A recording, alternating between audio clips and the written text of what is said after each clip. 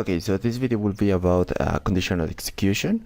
Basically, we're going to take a look at what are if, elif, and else statements, besides other ways to make conditionals using Python. And for this, we're going to go to the console. And then in the console, remember that we have installed Python 3.5.2, which is more upgraded than Python 2.7. And so let's just make a start. We're going to start with Boolean expressions. A Boolean expression is an expression that is either true or false. The following examples that I'm going to give you use the operator equal, which compares two operands and produces true if they are equal and false otherwise. So, for example, if we have a variable that is equal to 5 and another variable that is equal to 5, we can use the double equal symbol to make a conditional statement. So in this case, 5 that is equal to 5 gives us a true value, but in the case that 5 is equal to 6, that gives us a false value. You can do this with all types of primitives that I have talked before. And for example, if string 5 is we try to compare this with int 5, we get a false result. Okay, so we're talking about Boolean expressions, which means that we get as a result Booleans. And I think that I haven't shown this, but the type of a Boolean expression is belongs to a class named bool.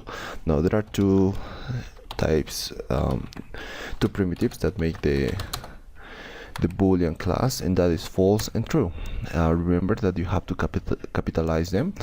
False starts with capital F and true starts with capital T. Okay, so there are other ways to make comparisons as well. For example, we can say 5 that is different than 6 and that's going to give us true.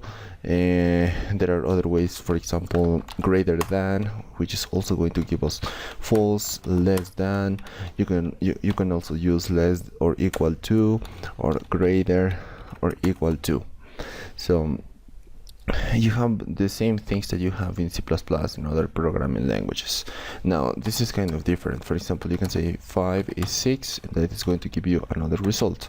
5 is not 6 and that is going to give you a true result. This is useful for other types of data structures, of course not for this. For if you're going to make simple comparisons such as this, the only thing that you have to do is to use the double equal sign. Okay, so the next thing is logical operators. There are three logical operators that you can use in Python, and the meaning of these operators is similar to their meaning in English. For example, if we say that x is greater than 0 and x is less than, then I think we haven't defined x is going to be equal to 5. Now we run the command x that is greater than 0 and x that is less than 10. Of course, x is in the range of those. We're going to get a true value.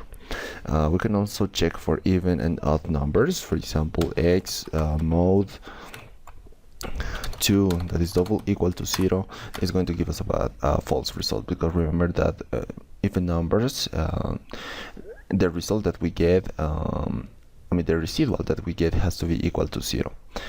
For example, 4 mod 2 that is double equal to 0 is going to give us true, because that's an even number. Okay, the not operator negates a Boolean expression.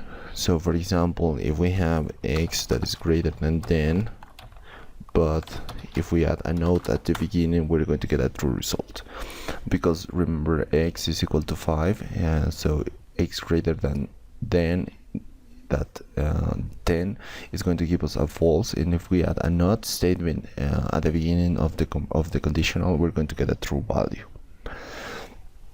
Okay, so moving along, the next thing that we have is conditional execution, and now it's how you may have learned to do this using conditional statements. So you can say if x is equal to 5, and you have to use 2 points in order to show that you are going to start with this conditional statement.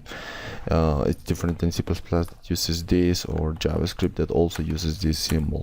So this is important because after this you have to give an indentation to your conditional statement. So in this case, we're going to use the print value x is 5. So in this case, x is equal to 5, therefore we can print the result. And this is how we make a simple conditional execution. So moving along, because this is too easy, we can say that if x is greater than 0, then we're going to print x greater than 0. We can use elif x is less than minus 10.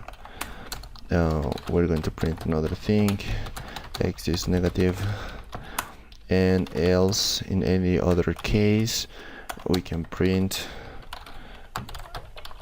x is in the range of 0 to 10, 0 to infinity. Okay, and so this is the way that you are trying to do this. So you have to check the indentation after each of the conditional statements, and basically that is the basic thing with these conditionals. You are going to see that these kind of conditionals are more powerful because they are faster to do, they only take one line of code, they are less messy compared with these ones, but eventually you will have to use both. Okay, so that's for the basic conditionals, and what we can do now is nested conditionals. And nested conditionals are basically like this, but you have to make some nest things. For example, if x is equal to 6, then we say print something, we don't care, and else we can make another if here. If x is equal to 5, this is too easy, and we just mistaked. Remember, if x is equal to 0, else, then we have the if statement, and you have to give the indentation. So I think that this might be useful because see that the else statement has one space for indentation, and then the next if statement has another space for indentation, and only in that way this is going to work. Okay, so to end this part, the last thing that we have to do that is really important, and you have to apply it all the time, is that you need to use how to use try catch statements. These try catch statements are really important for debugging your code. With this you will find where your code is having a fail and how you can fix it, because you are making a block where the code might be failing. So for example, we can say speed that is equal to input, and we're going to put a phrase that says enter max speed of your car. Okay, so now we have to enter the speed of our car, and we put 80. Okay, that's a valid number. So if we print speed, we have an 80 value. But if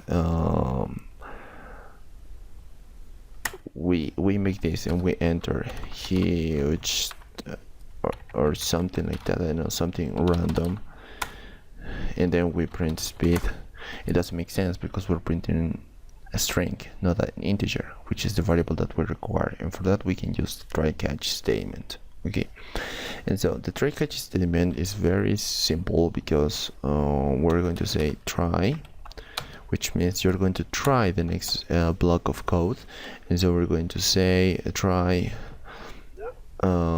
if no, wait a second, try print, no, I know, more speed is going to be plus or equal to speed.